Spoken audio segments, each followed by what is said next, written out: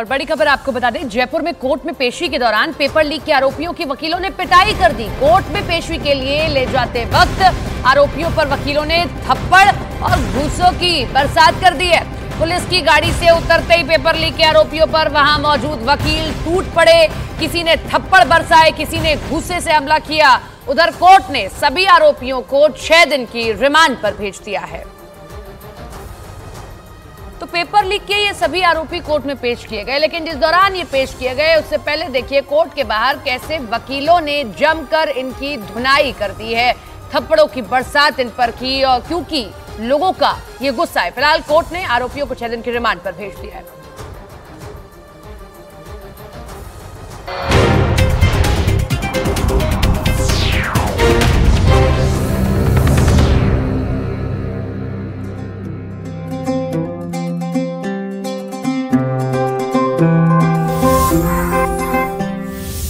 की हूँ कोई बच्ची नहीं हूँ पर कच्ची नहीं। मानो या ना मानो तुम, कुछ बड़ा करने की है बारी यही।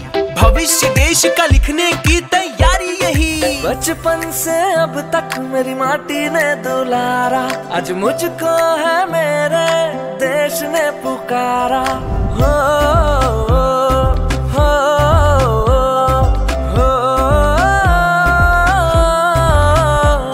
ये जीवन ये तन मन सब कुछ है तुम्हारा, आज मुझको है मेरे देश ने पुकारा। जो सोचे और ठाने तो करके दिखा दे, ऐसे है मेरे देश के फौलादी इरादे। आज चल पड़े हैं हम सबके कदम, बदलने भाग्य देश का निकल पड़े हैं हम।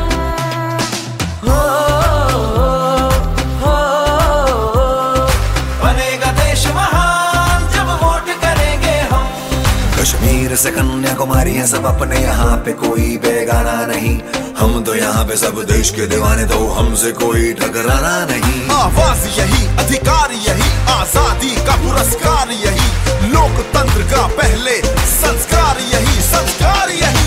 अपनी यारी की खाओ कसम, करेंगे अपना पहला वोट देश के लिए हम। ये जीवन ये फर्स्ट टाइम जी सर, सब कुछ है तुम्हारा, आज मुझको है मेरे देश ने पुकारा।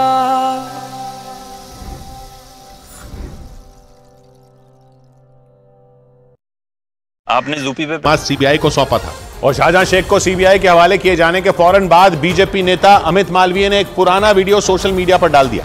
ये वीडियो 1 जनवरी का बताया गया, जिसमें शाहजहां शेख सीबीआई और ईडी को खुली चुनौती देते दिखे और ये साफ कहते दिखे कि केंद्र की ये एजेंसियां उनका कुछ नहीं बिगाड़ सकती।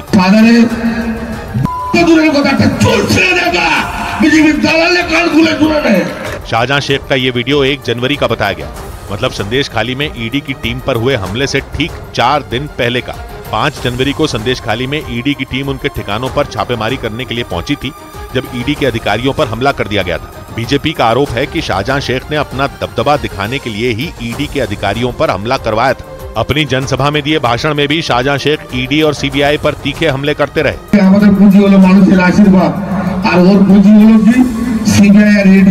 हालांकि 29 फरवरी को उनकी गिरफ्तारी के बाद टीएमसी ने उन्हें पार्टी से निलंबित कर दिया था। और इस बीच बंगाल दौरे पर गए प्रधानमंत्री ने संदेश खाली की पीड़ित महिलाओं से मुलाकात की। प्रधानमंत्री ने बंगाल के बारासात में एक रैली की और संदेश खाली की महिलाओं से वहीं उनकी मुलाकात हुई। संदेश खाली पर मचे बवाल के बीच वहां की कुछ आदिवासी महिलाएं बारासात पहुंची और वहीं पर संदेश खाली की उन महिलाओं में 5 महिलाओं से पीएम की मुलाकात हुई।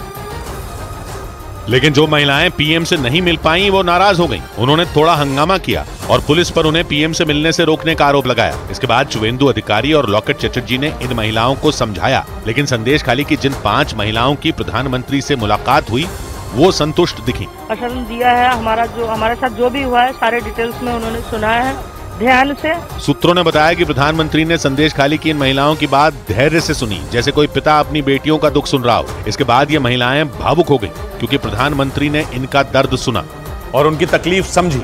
इन महिलाओं से मुलाकात से पहले प्रधानमंत्री ने बारासात की रैली में ममता सरकार पर निशाना साधा। अटकलें थीं कि प्रधानमंत्री संदेश खाली भी जाएंगे, लेकिन वो वहां नहीं गए।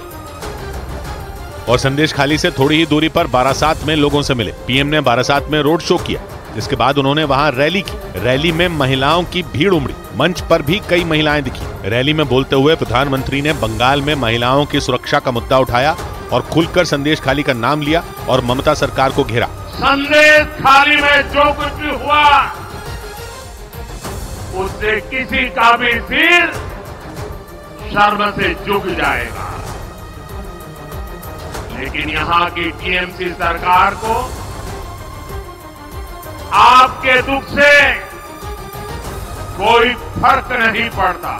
बारासात और संदेशखाली दोनों बंगाल के उत्तर 24 परगना में है और संदेशखाली से बारासात की दूरी करीब 75 किलोमीटर है। यानी प्रधानमंत्री ने संदेशखाली के बहुत नजदीक रैली की और संदेशखाली पर मचे सियासी बवाल के बीच ममता बनर्जी को घेरा। इधर राजस्थान की राजधानी जयपुर में नगर निगम हेरिटेज में मेयर को हटाने की मांग पर हंगामा हो गया। कांग्रेस की मेयर मुनेश गुर्जर के खिलाफ बीजेपी के पार्षदों के साथ कांग्रेस के कुछ पार्षदों ने भी मोर्चा खोल दिया और नारेबाजी करते हुए सदन में मेयर की कुर्सी के सामने तक आ गए। हालांकि मेयर मुनेश गुर्जर के समर्थन में भी कांग्रेस के कई पार्षद उनकी कुर्सी के सामने पहुंच गए। हंगामा इतना बढ़ गया कि लगा कि दोनों पक्षों के बीच हाथापाई हो जाएगी। हंगामे के दौरान बीजेपी पार्षदों के साथ कांग्रेस के कुछ पार्षद भी नारेबाजी में शामिल हो गए। उन्होंने अपनी ही पार्टी की मेयर पर भ्रष्टाचार का आरोप लगा दिया। बीजेपी और कांग्रेस के पार्षदों ने मिलकर वहां काफी देर तक हंगामा किया। प्रदर्शन कर रहे बीजेपी के पार्षदों ने सदन के अंदर मेयर के खिलाफ लिखे हुए पोस्टर भी दिखाए। बीजेपी और कांग्रेस के कुछ पार्षदों ने जयपुर हेरिटेज नगर निगम की मेयर को सस्पेंड करने की मांग की। जयपुर में 2 नगर निगम हैं, एक जयपुर ग्रेटर नगर निगम और दूसरा जयपुर हेरिटेज नगर निगम। अशोक गहलोत के कार्यकाल के दौरान कांग्रेस की मुनेश गुर्जर जयपुर हेरिटेज नगर निगम की मेयर बन गई थी, लेकिन उन पर भ्रष्टाचार के गंभीर आरोप लगे थे। उधर जयपुर में ही कोर्ट में पेशी के दौरान पेपर लीक के आरोपियों की वकीलों ने पिटाई कर दी। कोर्ट में पेशी के लिए ले जाते वक्त आरोपियों पर वकीलों ने थप्पड़ और घूंसे बरसा दी। आरोप है कि कोर्ट में पेश किए गए 14 लोगों ने 2021 में राजस्थान पुलिस सब इंस्पेक्टर भर्ती परीक्षा का पेपर लीक करके नौकरी हासिल की थी। लेकिन जांच के दौरान सच्चाई सामने आ गई और 14 आरोपियों को गिरफ्तार कर लिया गया। आरोपियों को कोर्ट में पेशी के लिए ले जाते समय हंगामा हो गया। पुलिस की गाड़ी से उतरते ही पेपर लीक के आरोपियों पर वहां मौजूद वकील टूट पड़े। किसी ने थप्पड़ बरसाए तो किसी ने घूंसे से हमला कर दिया। कोर्ट के गेट पर पुलिस की मौजूदगी में वकीलों ने पेपर लीक के आरोपियों की पिटाई कर दी। इस दौरान नाराज वकीलों ने नारेबाजी भी की। हालांकि वहां मौजूद पुलिस वाले सभी आरोपियों को अपने साथ कोर्ट के अंदर ले गए। पेशी के लिए पहुंचे पेपर लीक के कुछ आरोपियों ने मास्क से अपना चेहरा छिपा रखा था। कोर्ट ने सभी आरोपियों को 6 दिन की रिमांड पर भेज दिया। पेपर लीक केस की जांच कर रही टीम ने 2 दिन पहले इन 14 ट्रेनी सब इंस्पेक्टरों को गिरफ्तार किया था। इन पर सब इंस्पेक्टर भर्ती परीक्षा का पेपर लीक करवाने और अपनी जगह डमी कैंडिडेट यानी दूसरे छात्र से परीक्षा दिलवाने के आरोप लगे। इस बीच महाराष्ट्र के अमरावती से सांसद नवनीत राणा को जान से मारने की धमकी दी गई।